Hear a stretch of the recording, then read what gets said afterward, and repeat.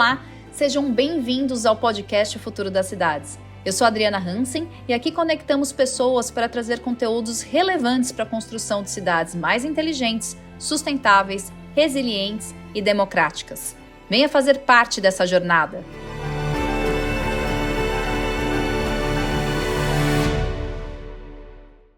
Sejam muito bem-vindos a mais um episódio do podcast Futuro das Cidades. Hoje eu estou emocionada de estar aqui com Roberto Loeb no escritório dele, na Avenida 9 de Julho, de frente para uma área verde incrível, para poder falar de democratização, arquitetura, enfim, de soluções de projeto que são tão importantes para a construção do futuro das cidades.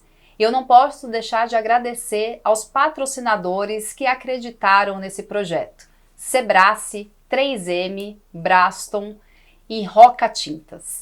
Roberto, é um grande prazer ter você aqui conosco nesse episódio. Muito obrigada. Poxa, o prazer de receber vocês nesse dia de trabalho é uma ruptura com a coisa igual de todos os dias, né? E a oportunidade da gente conversar, que é muito importante, do encontro, né? Um encontro fundamental. Loeb, eu imagino que todo mundo que esteja assistindo a gente conheça algum trabalho seu, né? Seja a Fábrica da Natura, que já foi tão publicada, ou o edifício do Belas Artes, o Cinema Belas Artes, enfim. Mas eu queria resgatar um pouco de toda essa sua história, que começou, na realidade, muito cedo, enquanto criança. Eu acho que você já descobriu essa sua vocação, e depois veio estudar arquitetura, trabalhando desde o primeiro ano da faculdade, e com grandes arquitetos, com professores seus que foram inspiração, e já desde o começo criando coisas tão significativas. Fala um pouco pra gente dessa sua trajetória de carreira. Bom, realmente, eu acho que como criança, não é que você já tem um caminho feito, né? Mas a gente costuma brincar dentro da filosofia de educação do Janusz Korczak, que era um educador muito importante polonês, que dizia o seguinte, que você não constrói uma criança, a criança já é, você ajuda ela a crescer. E a gente brinca dizendo assim, uma boa semente de maçã não dá uma boa melancia, ela dá uma boa maçã. Então, trabalhar com a realidade, com a leitura do que as pessoas são, do encontro, do diálogo, né, foi uma coisa que eu aprendi. Aprendi com os anos do meu exercício profissional e no convívio com as situações, né? E, Loeb, no seu livro, logo na introdução dele, tem uma frase que foi a primeira grande frase que me marcou, que fala sobre usar a arquitetura como um instrumento de acolhimento, de justiça e de democratização. Não são exatamente essas palavras, mas é basicamente esse conceito. Conta um pouquinho pra gente, né, o porquê que para você é tão importante esse uso da arquitetura para esses temas que são tão fundamentais para as cidades, para as edificações e, acima de tudo, para as pessoas. Bom, Adriana, eu acho que cada um de nós tem uma generosidade, um desejo de convívio que faz parte da vida, né? Alguns mais, alguns menos. A arquitetura, para mim, é o meu instrumento, né? Como pode ser alguma profissão ligada ao meio ambiente, como é o seu caso, né? Como pode ser direito, engenharia, medicina. Se houver amor e vontade de transferir para os outros alguma coisa da sua parte que possa ajudar pessoas a se desenvolverem, é isso que eu faço. O meu instrumento é a arquitetura. Eu faço isso através do desenho. Por quê? Porque me dá muito prazer, que é a coisa que eu sei fazer, né?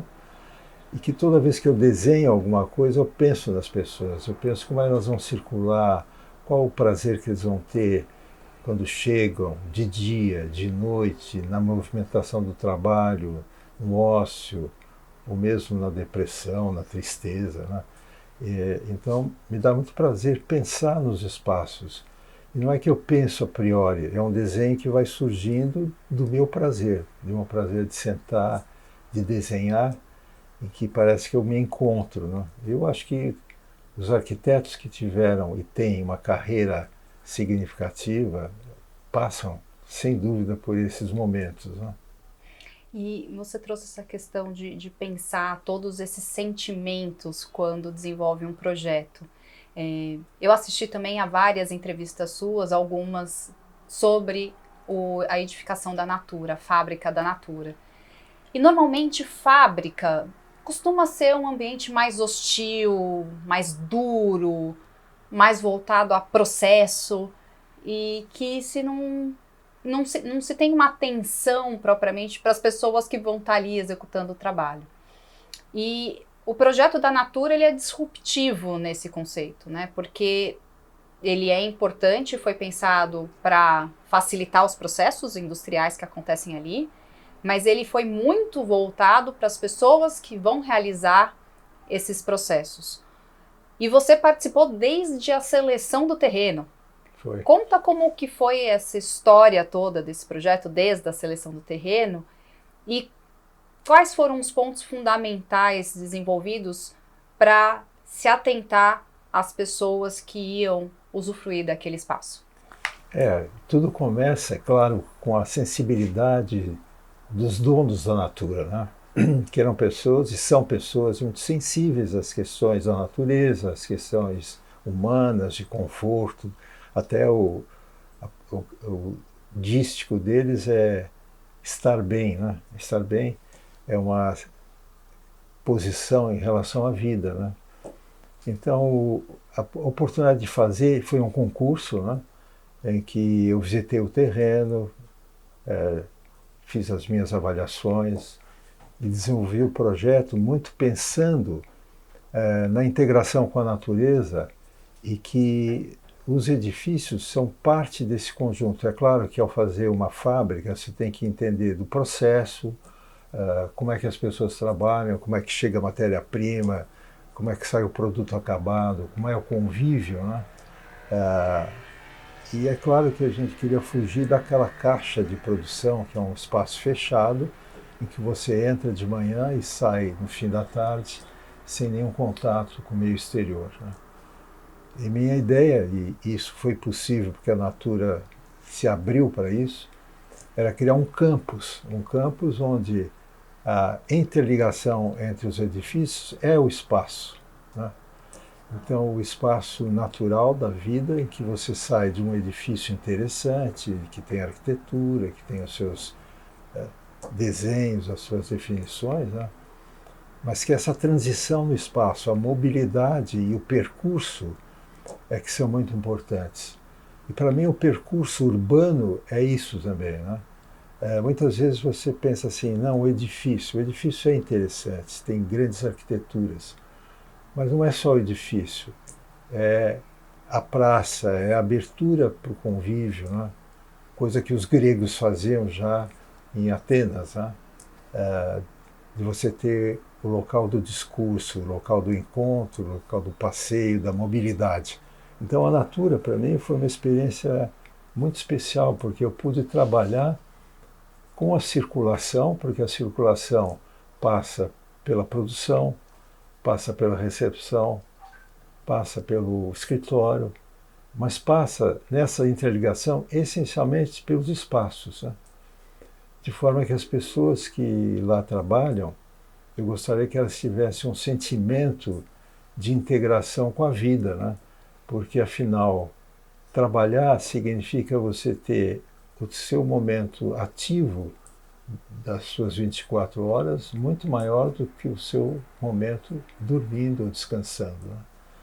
Então eu queria que as pessoas tivessem uma experiência, porque trabalhar é duro, produzir é duro, você precisa ganhar o seu salário, você precisa alimentar a sua família, mas eu achava assim, por que isso não pode ser integrado com prazer, né? E a Natura foi muito aberta para isso. Então, criamos a creche, de forma que as mães pudessem trazer suas crianças e conviver com elas durante a produção. Isso foi feito com muito cuidado. Os jardins, e essa passagem de um lugar para o outro de uma forma muito lúdica, né? E a passagem não é só nos espaços abertos, é nos espaços fechados. Quando você chega na recepção, que é um bloco completamente diferente, com uma forma, tem até uma forma orgânica, que é isso, né?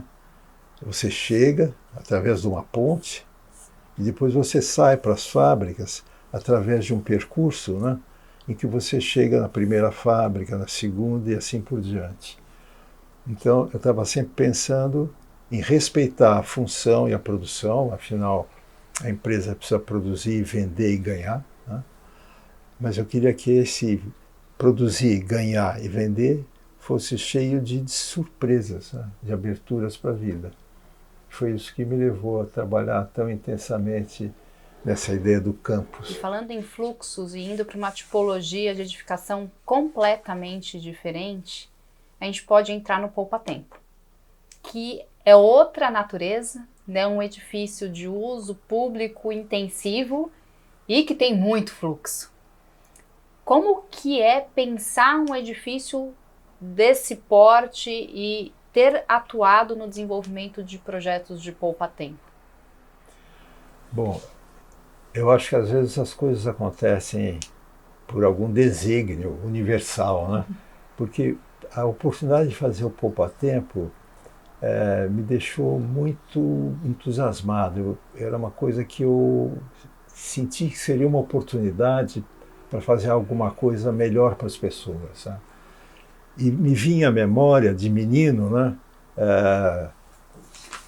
Tendo que tirar meus documentos para o exército, para a escola, e eu ia para esse poupa-tempo, que não era poupa-tempo, era um serviço público, era uma caixa, né? Entrava e tinha um balcão enorme aqui, né? E aqui estava eu, no balcão.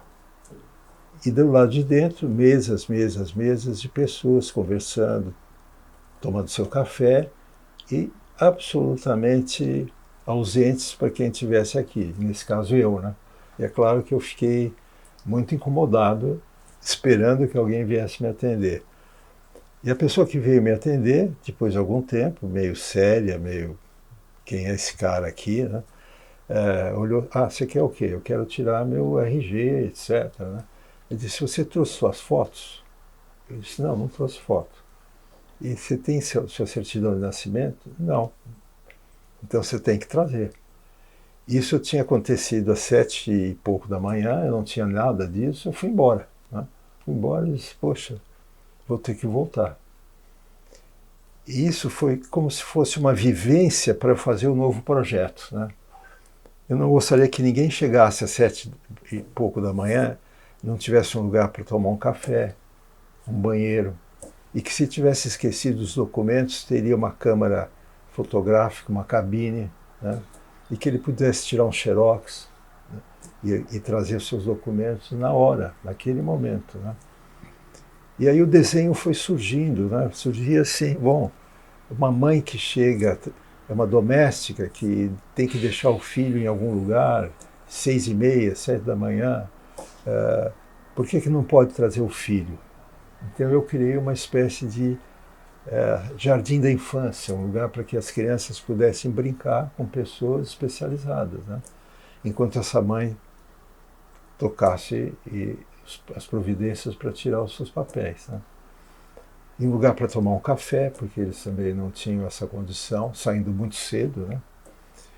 E eu pensei, puxa, muita gente não sabe ler, mal sabe ler.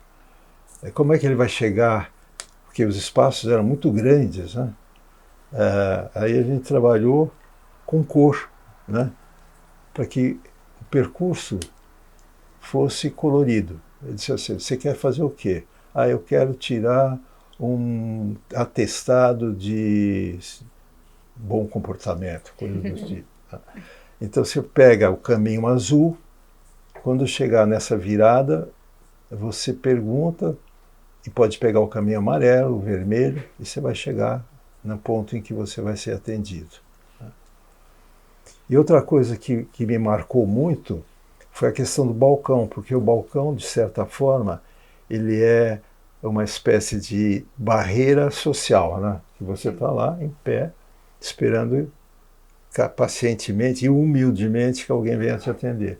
Então, eu mudei, que o atendimento fosse através de uma mesa, que você senta e tem uma pessoa sentada assim como a gente aqui, né? Isso mudou completamente o atendimento, que as pessoas começaram a se sentir respeitadas e no mesmo nível, né? Então foram essas pequenas, ou aparentemente pequenas observações, né, que me levaram a fazer o desenho, né? E esse foi o resultado desse tipo de atendimento. Que fez toda a diferença, né? Foi. Porque hoje a gente frequenta os poupa-tempos que existem e a gente realmente vê toda a facilidade de conexão, de saber também, eu quero tirar um determinado documento, renovar minha carteira de motorista, mas eu tenho que fazer o exame de visto, exame médico, proximidade, as cores, né? São marcas registradas e que facilitam demais o uso desse espaço público e que traz uma eficiência muito grande nesse processo, né? Então, fora todo o cuidado de entender e, inclusive, acolher as mulheres, as mães, entender a questão da criança e todas as necessidades do público sob o ponto de vista de usabilidade, é um respeito ao tempo das pessoas, Sim. que é algo tão escasso hoje em dia, né? Então, na hora que a gente cria uma arquitetura que possibilita esse uso rápido, a gente também está respeitando esse tempo, né? Sim, depois você tem que pensar que essas pessoas são muito sobrecarregadas, sair cedo, pegar condição difícil, né? Chegar e ter dentro delas uma mistura de revolta e raiva, que às vezes não é consciente, e medo, né? E você tem que ser recebido e acolhido de uma forma que dilua esse sentimento de abandono, né? Uhum. E uma das coisas que a gente cuidou muito, e foi até discutido na época com o governador, com as pessoas que estavam envolvidas no projeto, é que eu queria que o banheiro do Poupa-Tempo fosse igual ao banheiro do governador. Fosse limpo, fosse bem cuidado, fosse luxuoso, né? E que as pessoas tivessem prazer em entrar num banheiro para as necessidades da vida, né? A gente conseguiu, então a gente construiu no meio uma espécie de atendimento, por um lado para os homens, por um lado para as mulheres, né?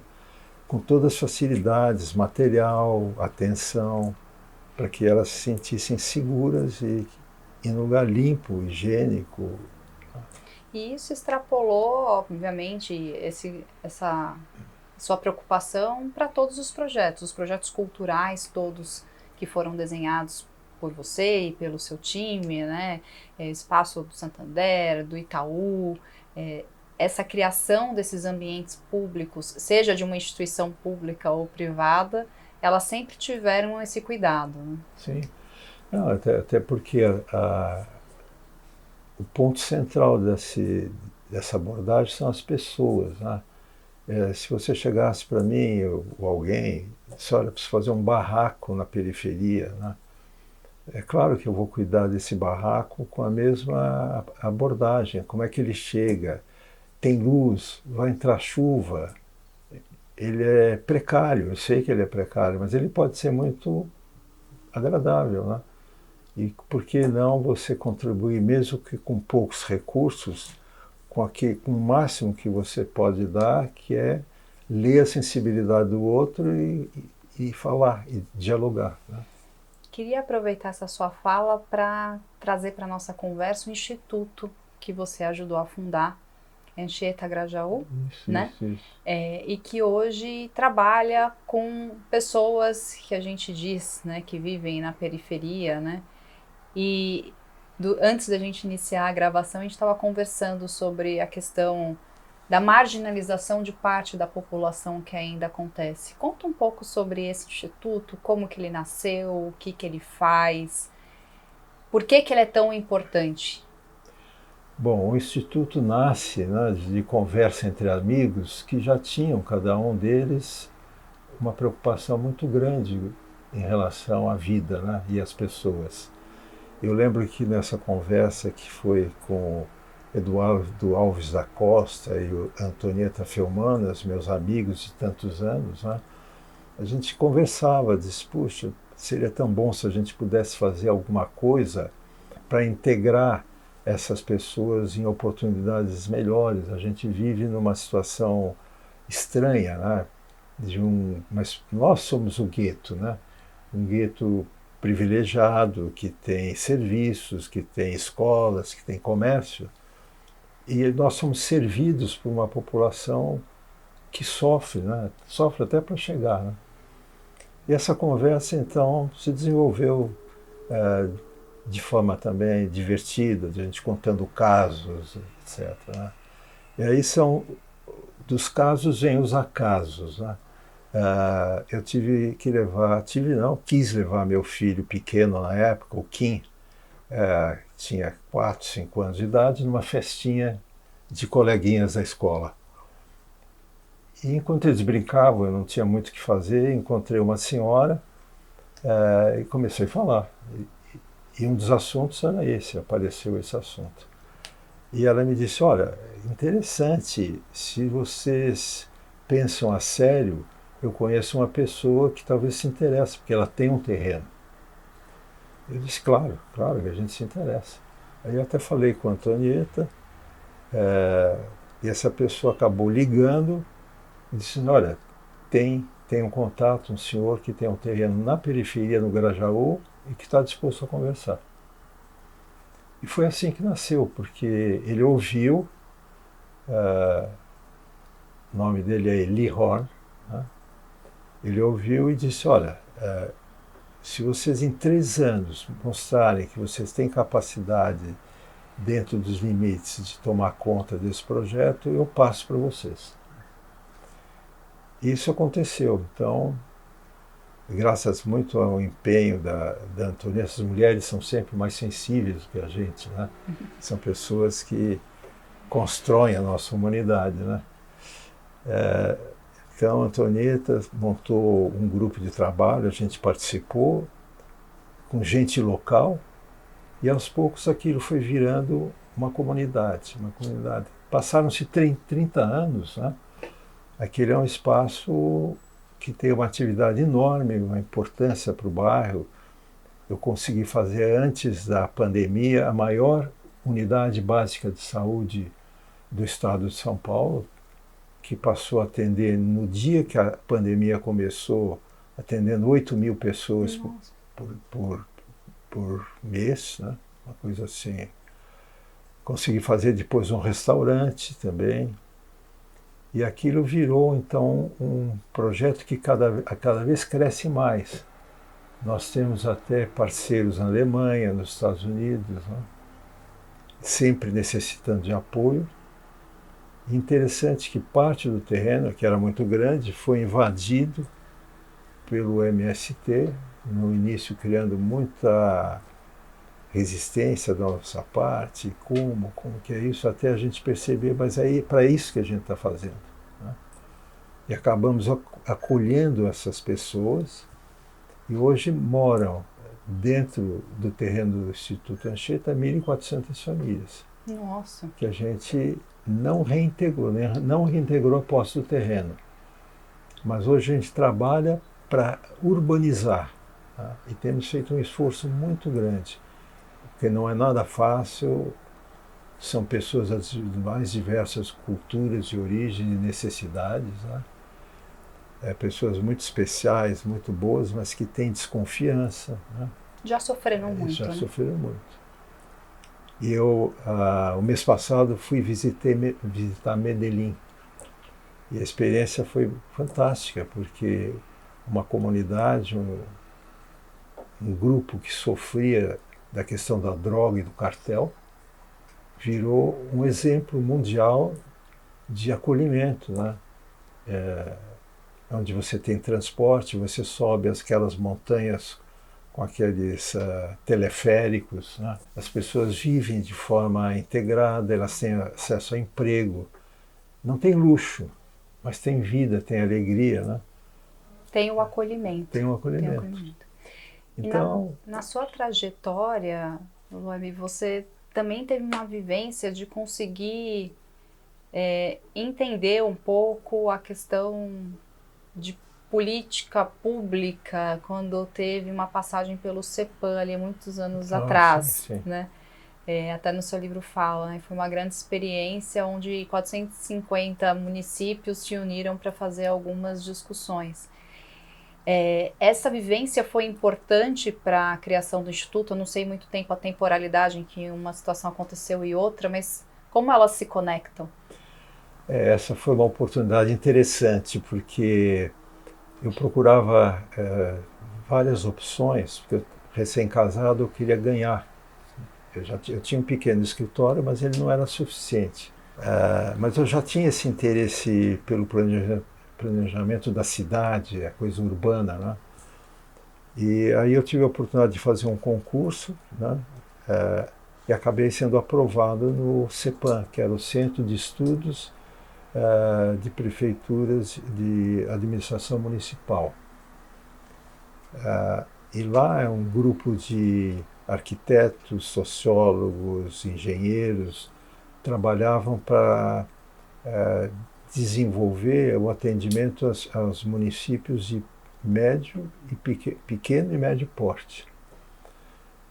Aquilo me encantou porque minha visão sempre como arquiteto era, além de ter essas facilidades urbanas, né, era a preocupação com o ângulo, com o aproveitamento da paisagem, acolhedora.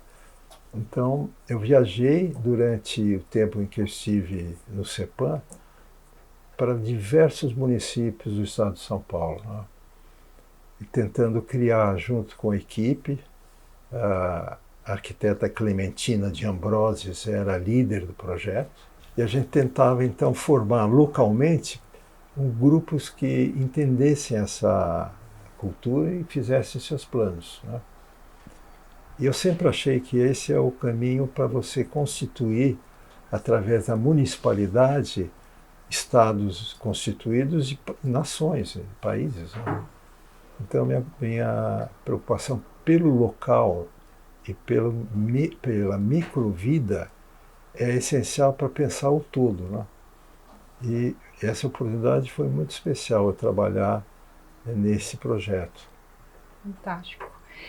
E, Robert, na sua arquitetura, eu percebo bastante o uso do concreto, do vidro, do aço, de referências culturais feitas com leituras não óbvias, como por exemplo a ponte que parece uma rede, né, de aço na fábrica da Natura.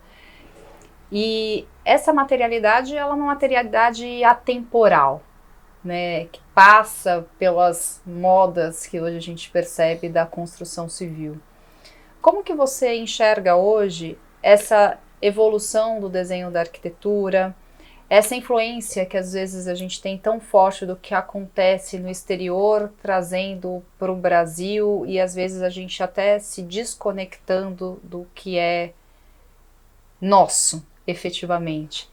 Seja sob o ponto de vista da materialidade, seja o ponto de vista do desenho arquitetônico em si mesmo. Acho que a origem desse foco, né, para mim, foi a oportunidade que eu tive já, ainda estudante, recebido na Faculdade de Arquitetura da Mackenzie, era o estágio, né? O estágio. Eu fui trabalhar como estagiário no escritório do Rino Leve, que era um arquiteto muito importante no cenário da arquitetura brasileira.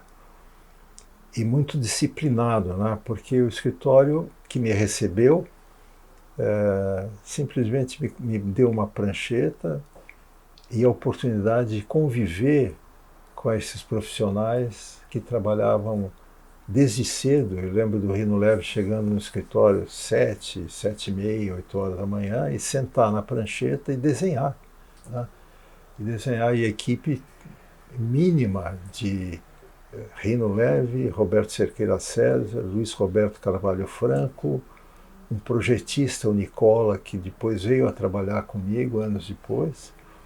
E essa pequena equipe produziu uma quantidade enorme de projetos, né? Pela disciplina, pelo silêncio, pela forma como eles abordavam o material, né?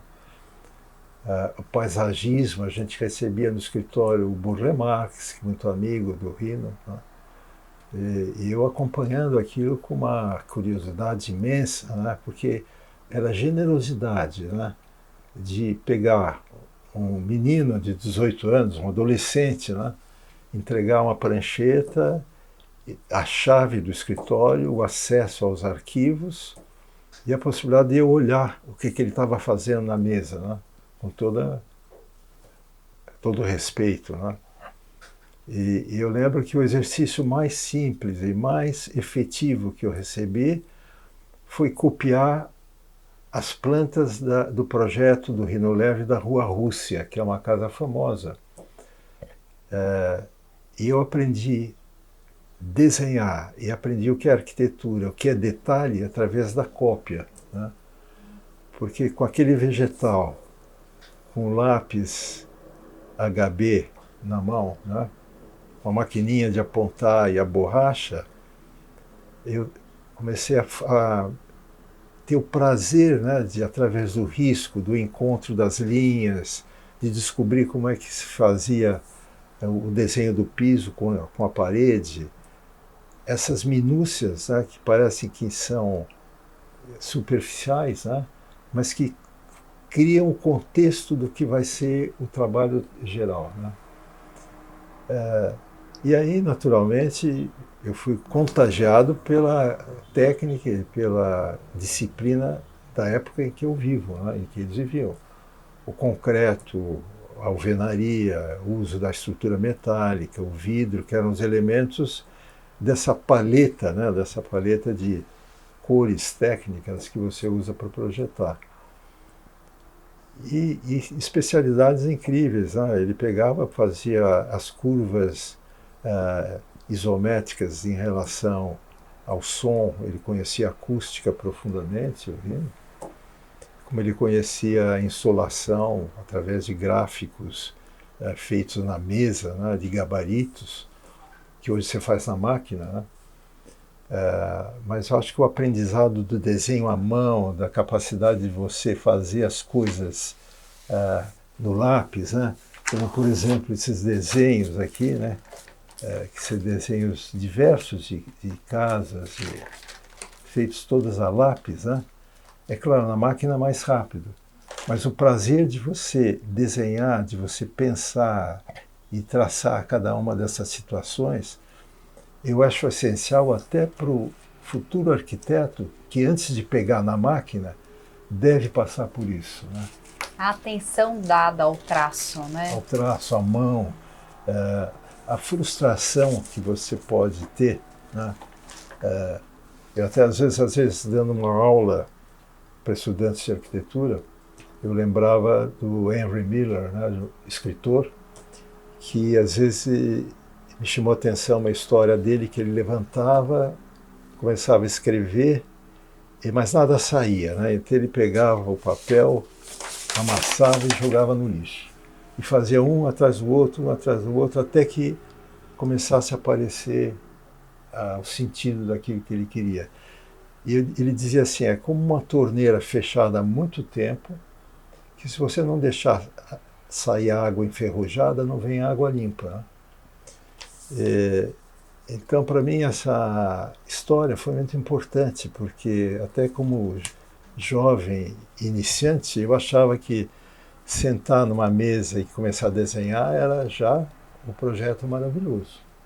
E não aguentava a frustração, né? Porque você dizia assim, poxa, eu não sei fazer, não adianta, eu não sou arquiteto. E esse cuidado da funcionalidade e da integração de tantas disciplinas que envolvem o projeto, da acústica, do lumínico, do térmico, que hoje a gente até tem norma para o residencial, né, para resgatar a importância, na minha percepção, da gente se atentar para esses pontos, é algo fundamental, né, que a gente precisa até voltar. Talvez a pandemia tenha potencializado o nosso distanciamento dessa troca importante nas fases iniciais de projeto para a gente construir algo que seja efetivo para o uso, para as pessoas, para o urbano, para o coletivo, né? Então, acho que é um momento da gente refletir sobre isso que era tão comum, talvez, alguns anos atrás, no passado, no seu início de carreira, na sua trajetória, e que hoje a gente, na velocidade em que a gente acaba tendo que ter para desenvolver, né, esses projetos e construir, a gente acaba negligenciando de algum modo, né? Eu acho que essa conversa é interessante, que eu venho até para o início da nossa conversa, né? Que é a atenção ao outro, né? De você ter essa preocupação com o que o outro necessita, de que forma você pode atender e que você pode estabelecer um diálogo, né? E passar ao mesmo tempo pelo percurso da técnica, de você saber desenhar, de você poder resolver, conhecer os materiais, né? É claro que eu sou de uma geração que desenha tudo à mão. Eu não trabalho com computador, né? Tem uma equipe de jovens que são excelentes para fazer isso e me dou muito bem com eles, né? Mas acho essencial iniciar o aprendizado com a mão, porque através da mão, né, é que você realiza as coisas mais importantes da sua vida, né? Se você experimentar prender o seu polegar como um esparadrapo e passar um dia fazendo alguma coisa, você vai sentir a enorme dificuldade que você terá para viver, né? Você não consegue segurar as coisas, né? Elas caem. Como é que você vai segurar uma caneta, né? Então, o polegar é essencial, né? E por isso que tem essa famosa lembrança dos romanos que não queriam ir para a guerra, que faziam o corte do polegar, o pollux truncatus, né? Que através do corte do polegar eles não seriam aptos a guerrear. Então, eu acho que você entender que a sua mão e a tua cabeça são os veículos para, claro, da sua sensibilidade, para criar é essencial. Agora, eu também procuro me atualizar, né? Porque a inteligência artificial, os sistemas de desenho através de computadores e sistemas sofisticados te dão a oportunidade de fazer coisas que antigamente dariam um trabalho imenso, né? Mas também são perigosíssimas, porque você de repente acha que um desenho interessante é arquitetura, e não é, né? E muita gente vende às vezes um desenho que não tem conteúdo, que ele é só bonito, né? Sem dúvida. E pensando em desenho e pensando no futuro das cidades, Loeb, o que para você, o que você desejaria para o futuro das cidades? Bom, para mim, se eu fosse simplesmente como habitante dessa cidade, eu diria segurança e calçadas, né? Eu queria poder sair da minha casa, pegar uma calçada larga, sombreada, que tivesse um lugar para sentar, né? Que eu tivesse condição de beber uma água até, se fosse necessário, né? De ter o usufruto do espaço urbano que hoje é ocupado por centenas de milhares de edifícios, né? Que com suas alturas não tem a generosidade de deixar uma calçada pouco mais larga do que 1,5 m, né? Um prédio de 30, 20 de andares que fornece para o público uma calçadinha de 1,5 m, né? Cheio de carros parados nas calçadas e uma dificuldade de travessia. Então, para mim, a segurança, iluminação pública, arborização, calçadas largas já seria um ganho imenso, né? Para esse futuro. E trazer todas as pessoas para esse uso, como a gente estava conversando, né? Não, e que à medida que você tem essa possibilidade, as pessoas fazem a cidade, né? Elas vão fazer a cidade. Então você não vai precisar desenhar tanto, porque as pessoas já fazem o que tem que ser feito, né? E você me falando disso, eu lembrei do Hélio, plantador de árvores. Você sabe disso? Sim. Esse homem uma floresta. Fez o maior parque linear, dizem, do mundo sozinho, né? plantando 40 mil árvores durante 10 anos. Insistentemente, né? Insistentemente. Que arrancavam as árvores. E a mulher dele, acho que dizia para ele: Hélio, de novo, esquece isso, Hélio. Mas é importante a gente ser insistente naquilo que a gente acredita, não é mesmo? Sim, sim. Loebi, não tem como eu descrever o meu agradecimento por essa conversa tão engrandecedora. Ouvir uma trajetória como a sua é fundamental, porque a gente tem que aprender com o que está por vir, e tem bastante coisa que está por vir, com todas as tecnologias, inteligências e tudo mais. Mas olhar essa trajetória da nossa arquitetura, a nossa cultura, o como a gente desenvolveu já projetos e soluções tão incríveis, ela é fundamental, né, para que a gente tenha um aprendizado que seja realmente contínuo. Então é um grande prazer para mim poder ter tido esse tempo com você, e agradeço imensamente de você ter encaixado esse tempo para o podcast Futuro das Cidades, que eu tenho certeza que quem está ouvindo a gente deve estar tão encantado quanto eu com tudo que você trouxe e compartilhou. Adriana, muito obrigado pela sua generosidade e pela sua equipe, né? Porque você veio acompanhado de 5 pessoas, gravando, fotografando, interagindo com a minha equipe também, né? Então, é uma oportunidade especial de convívio, né? E que eu estou sempre disposto para receber, né? Eu até falei para você, vamos fazer um concurso juntos, não precisam ser arquitetos. Cada um entra e desenha, né? Porque o desenho não é do arquiteto, o desenho é das pessoas. Nós somos só agentes que desenham. Muito obrigada pelo convite, e já está aceito, com certeza absoluta. E para você que está aí com a gente, não deixe de seguir as nossas redes sociais, YouTube, Spotify, Instagram, TikTok. Comente, curta, compartilhe, faça com que esse projeto cresça com esses conteúdos que agregam tanto para o futuro das nossas cidades. E para você, qual é o futuro das cidades? Deixa a cidade respirar, com raízes no presente, para um amanhã que vai chegar. Vem ouvir, vem sentir o movimento a construir. Cada escolha um caminho para um novo tempo florescer. Jardins suspensos, ruas vivas, água limpa.